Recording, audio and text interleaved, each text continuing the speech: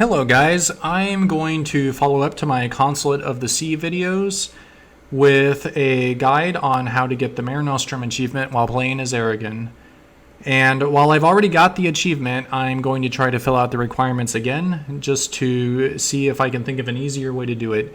And I think Aragon is in a really good position to get it because you can easily get all of Anatolia, you can form Spain, and depending on how badly you wreck the Ottomans, you shouldn't have too difficult of a time spreading into the Middle East. So I've paused to the game here exactly 101 years after I started, and as you can notice, there's no more Ottoman Empire left. They were wiped off the map about 55 years after the game started. So basically, the opening move would be the same as my previous video. You do a no CB war on the Ottomans, completely carpet siege Anatolia, and take these three provinces, and fabricate a claim on Constantinople, and then immediately attack them. And one thing I will say about the Iberian Wedding is normally if you play as any country, you'll see Castile lead over Aragon, but if you're playing as Aragon, Aragon actually leads over Castile, so that's one thing to keep in mind. Very early on in the game, I ended up having Castile, Naples, and Byzantium as subjects. And I want to go over the Ottoman situation. I have honestly never seen the Ottomans do this poorly before, and I don't think it would happen again if I played. Basically, in a nutshell, after I won these three provinces, I immediately attacked Byzantium. And by the time I carpet sieged them, the Ottomans also attacked them. And I knew that if I just straight up vassalized them, I would be at war with the Ottomans. But what ended up happening was everybody around them just started dogpiling them. And I mean, they were getting attacked by the Hungarians, the Mamluks, Karaman, QQ, even Trebizond successfully attacked them. And so when I pieced them out, I was actually able to force them to return cores, and everybody else who was attacking them forced them to return even more cores. And they were seriously just getting attacked nonstop. Like at any given point, there were always three different countries at war with them. They were just like carpet sieged nonstop for like 30 years. The Pope called a crusade. They started having revolts all over the place. And as soon as one country pieced them out, another one's truce timer was up and they attacked the Ottomans again. And I'll play the timeline for you in a few minutes. I don't think I would ever see this happen ever again, but the Ottomans just completely imploded, and by the 1490s, they were just off the map. But having said that, I think this would still work, even if you did not have this fantastic luck with the Ottomans. Because the main limiting factor of my growth so far has been aggressive expansion, and if I had not expanded so much in Anatolia, I would have probably done more so in Italy and North Africa. And honestly, by the late game, the Ottomans are pretty weak anyway, so I think this should still work either way. I'm honestly more worried about the Hungarians and the French, because there are a lot of cores around here I have to take.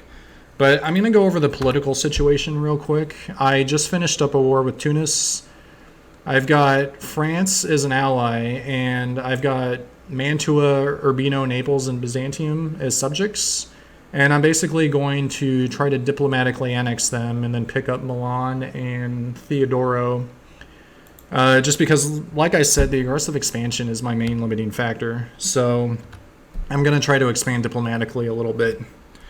One thing I will say is you'll notice I no longer have Aragonese as a culture. There was a lot of unrest in Anatolia, and I wanted to promote Turkish as a culture because that would lower the unrest and make it easier to convert them to Catholic. And you start off the game with two promoted cultures, Catalan and Sicilian, and I didn't want to lose those because you get extra productivity and manpower. So right when I started the game, since Aragonese was only like 14% of my total development, I just converted them all to Catalan. And once Aragonese was 0% of my development, I demoted the culture, which freed up a slot to promote Turkish. So this is basically Spain with a primary culture being Catalan instead of Castilian. So that brings me to the religious situation, whenever you convert a province, you get a little bit of papal authority, so you can spend some of this. Some diplomatic reputation would be nice if you want to get elected emperor. But one thing I'm going to try to do to expand is intentionally get personal unions, and it's normally really hard to do. However, I filled out the diplomatic idea group, and you'll see that once you fill that out completely, you get lowered impact on stability from diplomatic actions, which means that if I keep an eye on this disputed succession and I just send off royal marriages to anyone who's at risk of not having an heir, if they get an heir, it's real easy to break off the royal marriage and pick another country. So I'll show you as an example here. It said you would normally lose 1 stability for breaking a royal tie, but I would only lose 1 prestige, which would make it really easy. If, for example, I wanted to royal marriage Austria, but then they got an heir, I could just royal divorce them and only lose 1 prestige, which honestly isn't that hard to come by. So that would be the worst case scenario. The best case scenario is I just inherit them outright. I might have to fight a succession war, or alternatively, if they get someone with my dynasty but they have a weak claim, I could fight a claim throne casus belli. And that's another thing. It's really easy to break an alliance. If you break a truce, you would normally lose 2 or 3 stability, but I could break the alliance and then within 30 days attack them by breaking the truce and only lose 1 stability point, which that would be easy to get back. So having the diplomatic ideas is really good for that. So that brings me to these other ideas. You'll notice I kept Aragonese ideas. Honestly, Spain's ideas were more geared towards colonization, and if I'm trying to go for reforming the Roman Empire, I'm not going to be too concerned with colonizing anyway, so I went ahead and kept Aragon's ideas. And so that brings me to 2 more achievements I'm going to try to get, because I already have the Mare Nostrum achievement, even though I'm making a guide on how to get the Mare Nostrum achievement. But I'm going to try to get the absolutism achievement, and you can only, you get it from having 100 absolutism, but you can only build absolutism during the age of absolutism.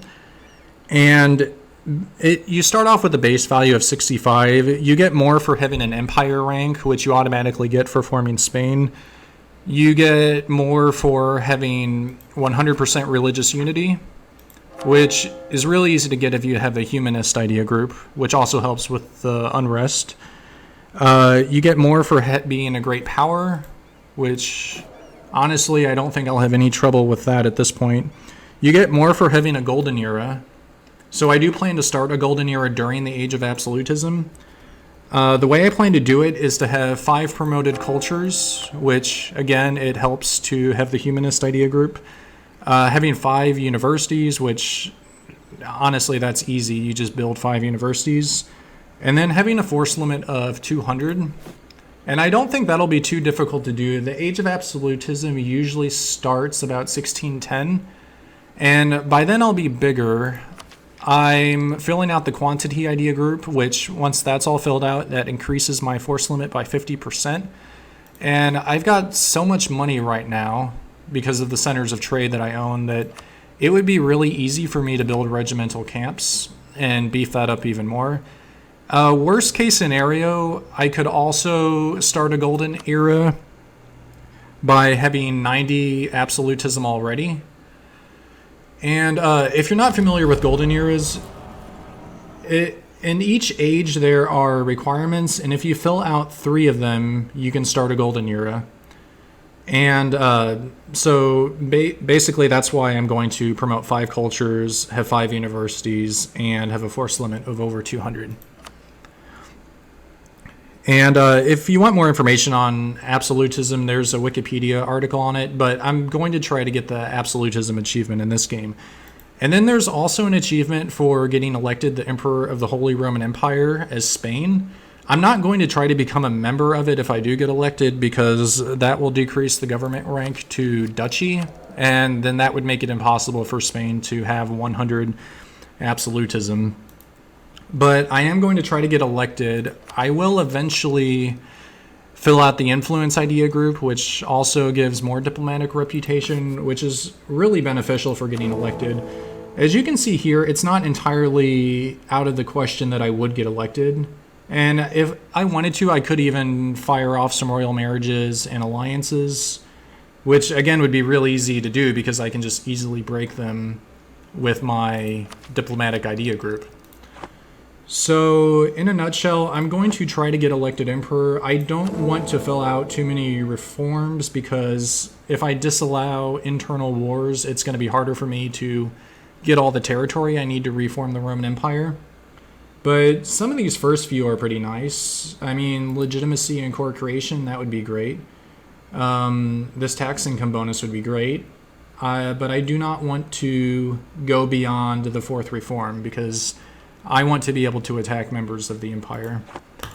So that is everything in a nutshell. I'm going to try to do this before the third Rome DLC comes out in about 11 days. If it doesn't happen, that's not the end of the world. I think this is a pretty good start. And yeah, if you have any questions, leave them in the comments below. And hopefully this will be a good start to getting the Mare Nostrum achievement, the Absolutely achievement, and the Spain is the Emperor achievement.